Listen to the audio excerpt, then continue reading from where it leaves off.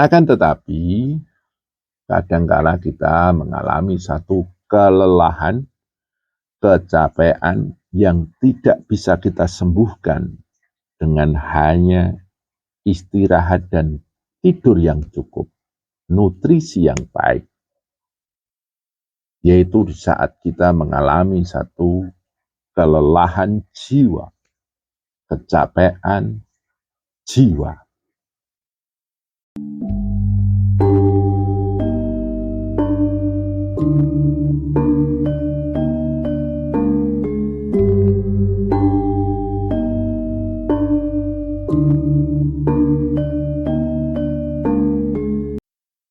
Assalamualaikum warahmatullahi wabarakatuh.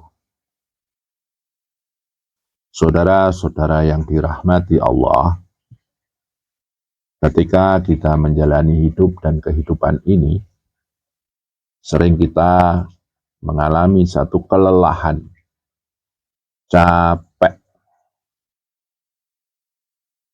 Karena memang tidak bisa kita pungkiri, hidup kita di dunia ini banyak diwarnai dengan kebutuhan, keinginan, kepinginan. Banyak diwarnai dengan cita-cita dan harapan, impian dan angan-angan. Untuk meraih semuanya itu, kita mencurahkan segala daya upaya kita. Kita mencurahkan daya kekuatan kita agar kita bisa menciptakan warna hidup yang sesuai dengan apa yang kita harapkan. Dalam batas normal tertentu, yang sering mengalami kelelahan atau kecapean adalah tubuh wadah kita ini, badan kita ini, jasad kita ini.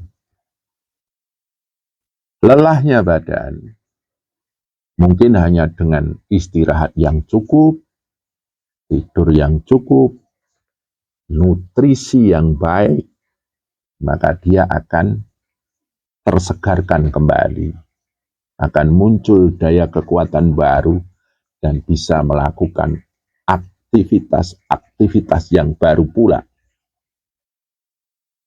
Akan tetapi, kadangkala kita mengalami satu kelelahan, kecapean yang tidak bisa kita sembuhkan dengan hanya istirahat dan tidur yang cukup, nutrisi yang baik. Yaitu di saat kita mengalami satu kelelahan jiwa, kecapean jiwa. Yang perlu kita pertanyakan, kenapa bisa jiwa kita lelah, jiwa kita capek? Perangkat diri kita yang sangat mempengaruhi jiwa kita adalah pikiran kita dengan segala isinya, hati kita dengan segala isi dan keadaannya.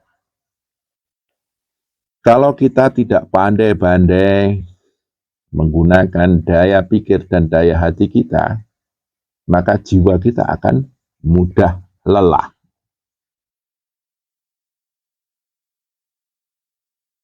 Sebetulnya, kelelahan jiwa itu muncul karena efek pikiran yang lelah pula, hati yang lelah pula. Bagaimana logikanya? Yang pertama adalah pikiran kita. Kalau kita tidak pandai-pandai menggunakan daya pikir kita, maka pikiran kita akan mudah lelah. Dan akhirnya jiwa kita pun juga akan mudah lelah. Maka diperingatkan oleh Allah di dalam Al-Quran sering disebut, afala ta'qilun, afala tatafakkarun. Apakah engkau tidak menggunakan daya pikirmu, daya akalmu, Saudara-saudara yang saya muliakan, pikiran kita ini atau otak kita ini yang ada di kepala ini, sesungguhnya di dalamnya ada daya-daya kekuatan tertentu sesuai dengan ciri khas pikiran kita, otak kita. Pikiran kita ini mempunyai daya kekuatan untuk menganalisa, meneliti, memahami, mengerti, kemudian menyimpulkan. Dan otak kita akan melahirkan satu ide, satu solusi ketika muncul masalah dalam hidup dan kehidupan kita. Akan tetapi secara tidak kita sadari, kita sering kurang bijaksana menggunakan daya pikir kita. Ketika masalah datang, ketika beban hidup, himpitan hidup, benturan dan gesekan sebagai efek kita menjalani hidup dan kehidupan kita, sering kita sikapi dengan kelemahan otak kita. Kita sering terlalu mudah untuk mengatakan, bingung aku, pusing, penat. Padahal kebingungan, kepusingan, dan kepenatan itu adalah sebagai batas kekuatan otak kita. Belum kita menggunakan kekuatan pikiran kita untuk menganalisa, meneliti, menelaah, menyimpulkan, dan kemudian memunculkan satu ide, melahirkan satu solusi, kita begitu mudah mengatakan pusing, bingung, penat. Maka secara kita tidak sadar, kita tidak menggunakan kelebihan daya otak kita. Kita hanya menggunakan sisi lemahnya.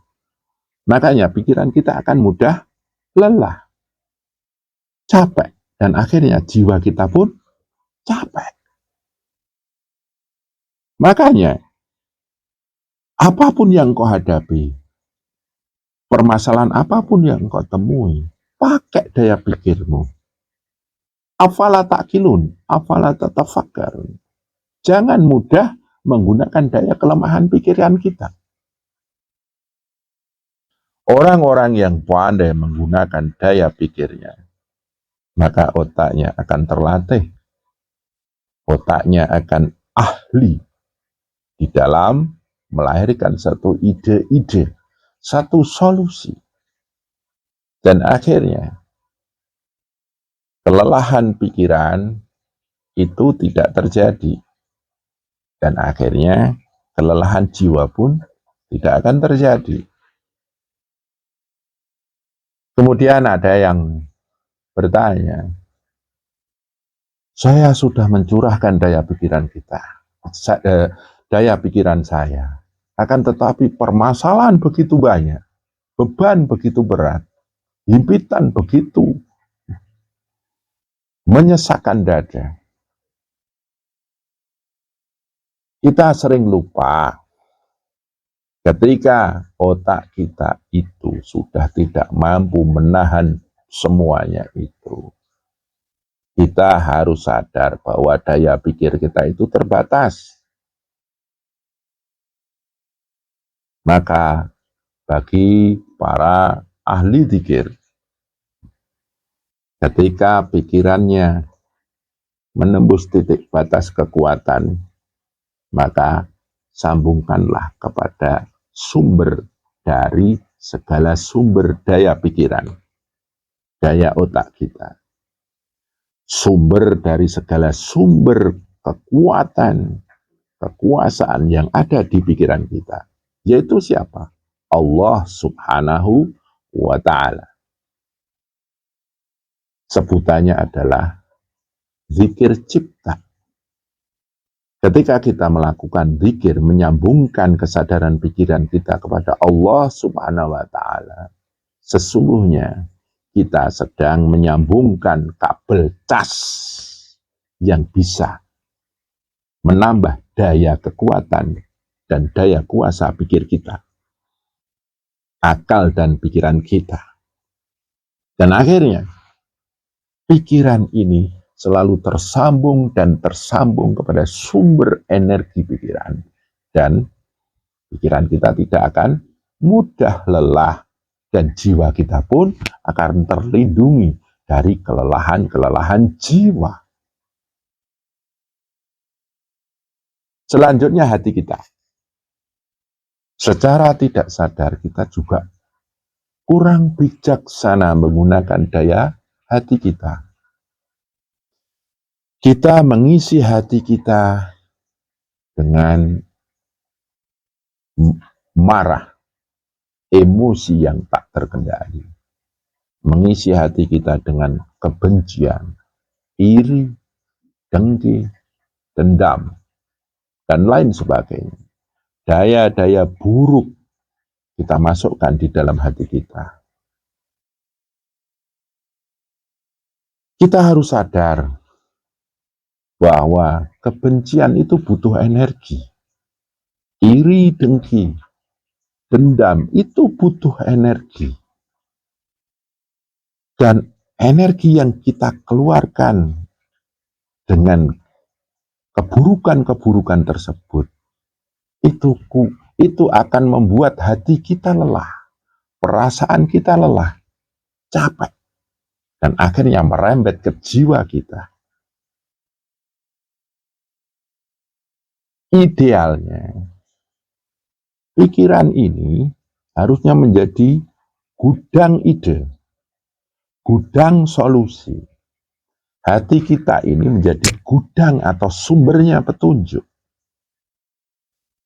Dan seandainya menembus batas kekuatan pikiran dan hati kita, kita sambungkan kepada sumber segalanya, sumber, yaitu Allah Subhanahu wa Ta'ala.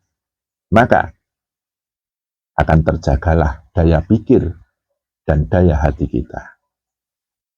Dan akhirnya kita akan terhindar dari kecapean pikiran, kecapean hati, dan kecapean jiwa. Saudara-saudara yang saya muliakan, di zaman milenial ini, kita kadang juga sering buang-buang energi. Pikiran kita itu sering kita gunakan untuk memikirkan hal-hal yang sesungguhnya bukan wewenang kita. Kita sering menggunakan pikiran ini untuk dicurahkan kekuatan dan daya kekuasaannya kepada hal-hal yang tidak penting bagi kita, tidak ada hubungannya dengan kita. Dan akhirnya akan memunculkan satu perasaan-perasaan yang ikut alur dari apa yang kita pikirkan tersebut. Akhirnya pikiran dan hati kita pun capek. Tapi kecapean itu sebagai satu akibat kita mencurahkan daya pikiran dan hati kita kepada hal-hal yang sesungguhnya tidak penting bagi kita, tidak ada hubungannya dengan kita. Saudara-saudara yang saya muliakan,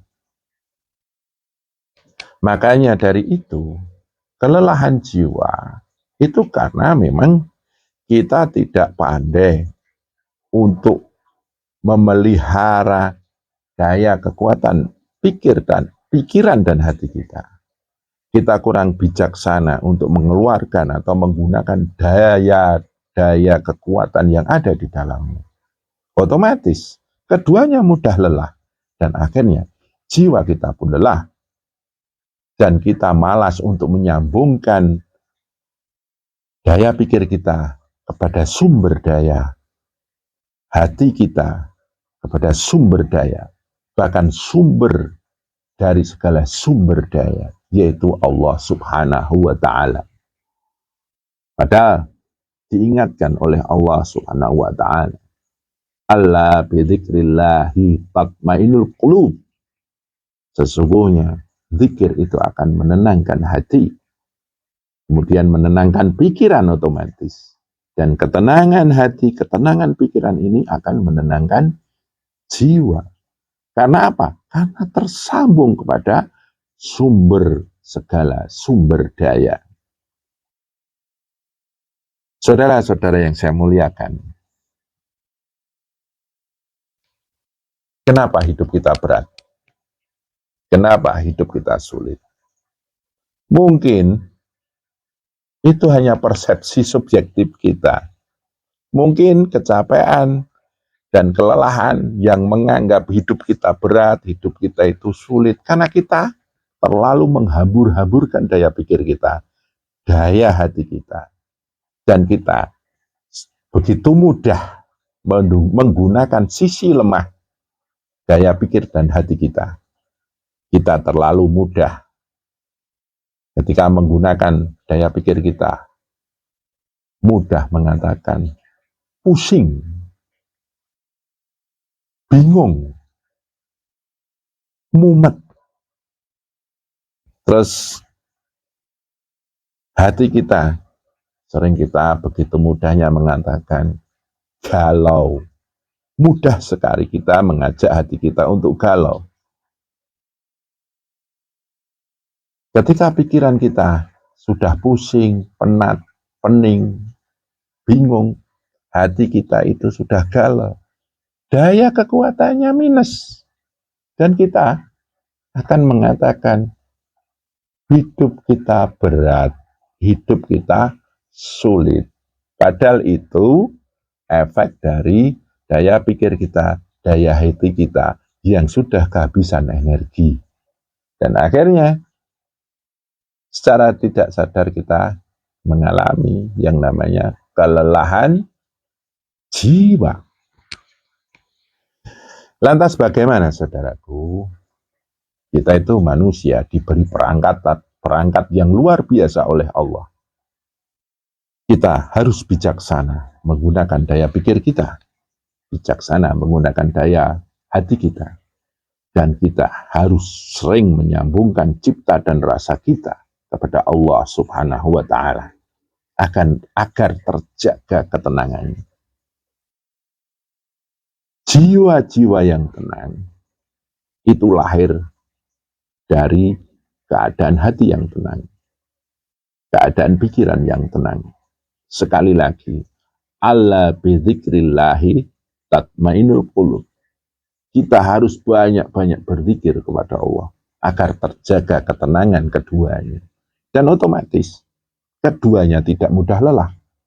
Dan jiwa kita pun terbebaskan dari yang namanya kelelahan jiwa. Jiwa-jiwa yang lelah itu tidak enak, tidak nyaman menjalani hidup dan kehidupan. Seakan-akan hidup kita itu gelap. Seakan hidup kita itu rumit, sulit. Seakan hidup kita itu nyesek. Kelelahan jiwa ini adalah kelelahan yang sangat misterius. Maka dari itu, saudaraku, banyaklah kita mendekatkan diri kita kepada Allah agar terjagalah jiwa kita dari yang namanya kelelahan. Begitu, saudaraku, kurang lebihnya mohon maaf dan semoga bermanfaat. Billahi taufik wal hidayah. Assalamualaikum warahmatullahi wabarakatuh.